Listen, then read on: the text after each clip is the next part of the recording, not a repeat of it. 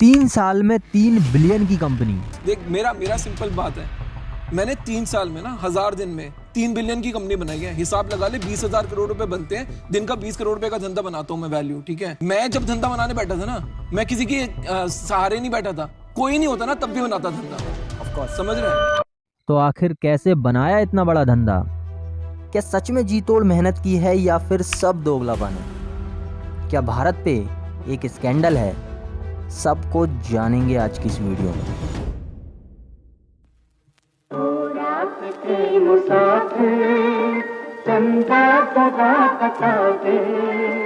मेरा कसूर क्या है, तो फैसला सुना दे। तो कहानी शुरू होती है नवंबर 2016 से, जब देश में डिमोनेटाइजेशन हुआ और 1000 और 500 के नोट कचरा हो गए। इससे आम जनता और छोटे व्यापारियों को बहुत परेशानी हुई और ट्रांजैक्शन करना बहुत डिफ़िकल्ट हो गया।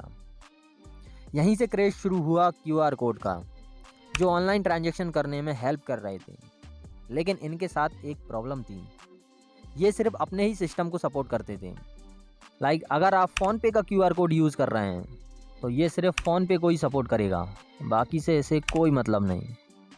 इसी वजह से मर्चेंट्स और कस्टमर्स दोनों को बहुत परेशानी होती थी। इसी प्रॉब्लम को देखते हुए इसका सॉल्यूशन निकाला आईआईटी दिल्ली के स्टूडेंट शाश्वत नकरानी ने, और एक ऐसा क्यूआर कोड बनाया जो मल्टीपल ऐप्स को सपोर्ट करता था, मतलब all in one QR code.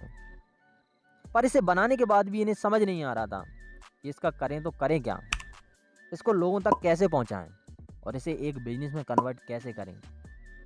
तभी कहानी में एंट्री होती है दी दोगलापन स्टार अशनीर ग्रोवर की, जो पहले कई ब्रांड्स के साथ काम कर चुके थे और इन्हें फाइनेंस का डीप नॉलेज भी था।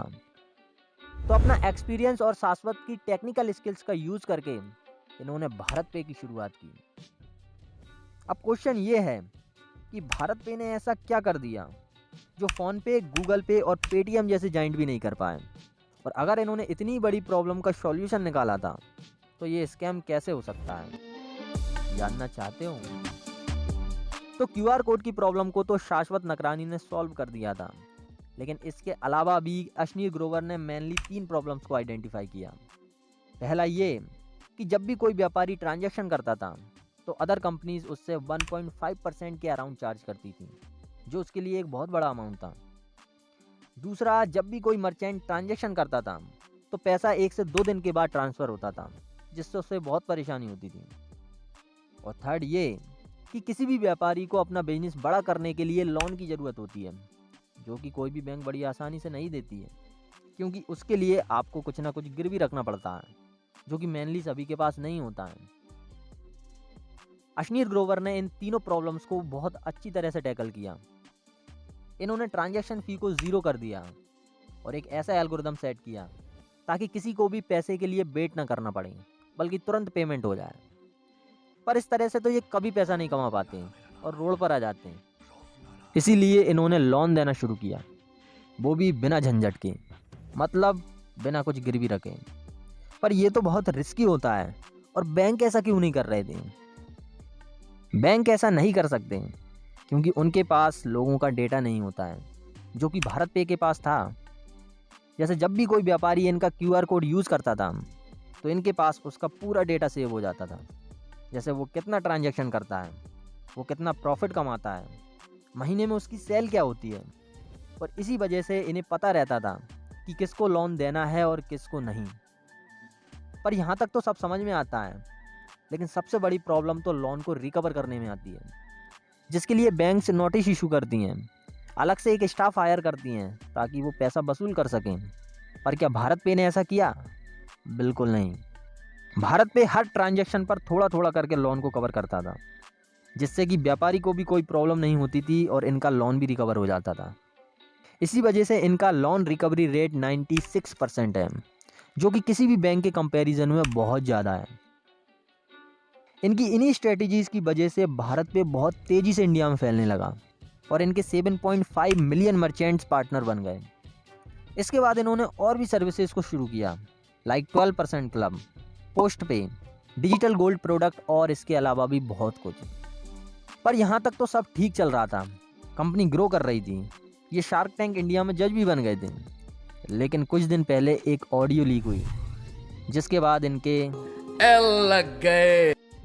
इस ऑडियो में ये एक कोटक बैंक के एम्प्लॉय को गालियां चिपका रहे हैं और उसे धमकी दे रहे हैं क्योंकि उसने इनके 500 करोड़ के लोन को अप्रूव नहीं किया जो ये नायका के आईपीओ में लगाने वाले थे। तेरे कंट्रोल में नहीं है ना, आज रात को मैं तेरा खून हो जाएगा आज रात को। Sir please calm down. अब ये ऑडियो फेक है या रियल ये तो पता नहीं, लेकिन कोटक बैंक ने इनके ऊपर एक लीगल केस जरूर ठोक दिया। इन सब के बाद भारत पे एक्टिव हुआ और इन्वेस्टिगेशन शुरू कर दी, जिसकी वजह से कई चीज़ें सामने आई, जैसे इनकी वाइफ माधुरी जैन जिनकी एक्सपर्टीज़ फैशन एंड डिज़ाइनिंग में है, वो भारत पे में फाइनेंस संभाल रही थी और घपले पर घपला कर रही थी। जब कंपनी को ये पता चला तो बोर्ड ने इनको 9-11 कर दिया और अश्नीर ग्रोवर को भी एक लंबी छुट्टी पर भेज दिया। सुहेल समीर जिनको अश्नीर ग्रोवर ही कंपनी में लेकर आए थे, वो सीईओ बने और इन्होंने अश्नीर ग्रोवर को ही कंपनी से आउट कर दिया। मतलब दुख का कोई अंत नहीं। साला ये दुख का खत्म नहीं होता बे। अभी रिसेंटली इन्हें एमडी के पद से भी रिजाइन करना पड़ा, पर 9.5% स्टेक अभी भी इनके पास है, पर शायद आगे वो भी ना रहे। वैसे इन पर जितने भी आरोप लगे इन्होंने सभी को मानने से इनकार कर दिया और कहा ये सब दोगलापन है। बाकी बड़ी बड़ी कंपनीज में बड़े बड़े झोल होते रहते हैं जिनके बारे में शायद हमें कभी पता ना चले, लेकिन इनसे सीखने को बहुत कुछ है, क्योंकि 3 साल में 3 बिलियन की company banana is not an easy task. बाकी तुम्हारा जो भी ओपिनियन है कमेंट में उड़ेल दो, और अगर वीडियो पसंद आया है तो उस लाइक के बटन पर ऐसे थोड़ा मार दीजिए हाथ, आप थोड़ा सा मार दीजिए। सब्सक्राइब करके उस बेल आइकन के बटन पर ऐसे थोड़ा मार दीजिए हाथ, आप थोड़ा सा मार दीजिए। तो मिलते हैं नेक्स्ट वीडियो में।